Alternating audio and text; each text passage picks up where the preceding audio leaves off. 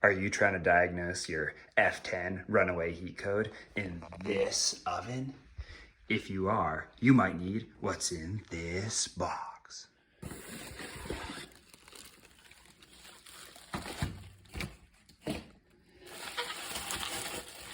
Here it is, the oven control board. Wha-bam. If you're trying to diagnose an F10 runaway heat code, it could be one of three things. It could be this little sensor up in the upper left-hand corner above the light. It could be the wires. Or it could be the control board. Now to get to the back of the oven and be able to check out the control board, the sensor, and the wires, you'll have to take off these two back shields, and they're held on by all these little screws. Now the first thing you'll want to check is the temperature sensor, which is located right here. Now your screws might be on the inside, mine is on the back. If I had to replace it, all you want to undo is undo this electrical clip here and check the resistance. It should have around 1,100 ohms. Now to check the resistance, take your multimeter and turn it to the horseshoe symbol, which is ohms for resistance. Stick your multimeter probes into the electrical connector. Now you'll go to your multimeter and it says 1.064 k ohms, which is kilo ohms, which is 1,000. So that's 1,064 ohms. So my temperature sensor is working properly. Now you'll want to check the resistance in the wires from the temperature sensor up to the control board. Now if you look here, this electrical connector has two purple wires running through it, or from it. They run up this wiring mess, up to the control board, to this wire clip here. And these are the two purple ones here. So you'll want to do the same thing. You'll want to take your multimeter and check these two prongs, and you should read the same resistance as you did at the sensor. So mine should be 1,064. So now I'm going to put these two probes on the back of that connector to read the resistance in the wire and in the sensor.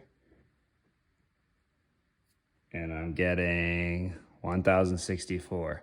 So it's exactly what I had got with the connector detached and just at the sensor. So now that means that the connection between the sensor itself and the control board is working. If you had a different number, you would have a short circuit or it was grounded out somewhere. And you'd want to replace the wires from there down to the sensor. If the sensor wasn't around 1,100 ohms, you'd want to replace the sensor itself. So if those two things check out good like mine did, that means it's the control board. Unfortunately, there's no way to actually check the control board that I know of, at least. So you'll just want to order a new one and replace it. Oh, by the way, the spot where I found my model number is you open the drawer and it's right down here. All right, now to undo the control board, you just gotta, I already took this one off, but you just gotta pull these electrical clips off. And then there's 4 Phillips screws. And then this comes right out.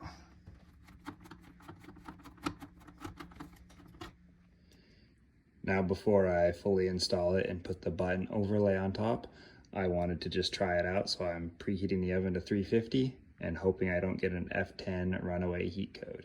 So this is our existing control board with this stick-on overlay button cover.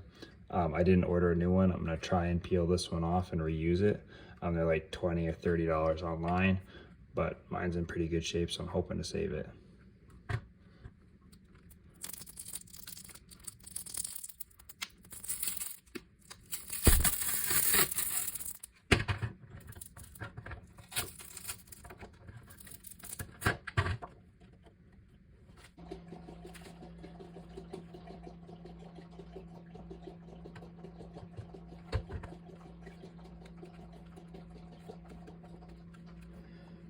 Voila.